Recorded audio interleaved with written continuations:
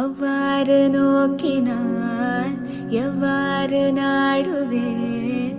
கண்ணாடி முன்னின்று பார்த்து கொண்டேன். ஒன்றாக செய்திட 100 நாடகம் ஒத்திகைகள் செய்து எதிர்பார்த்திருந்தேன். எதிர்பாராமலே அவன்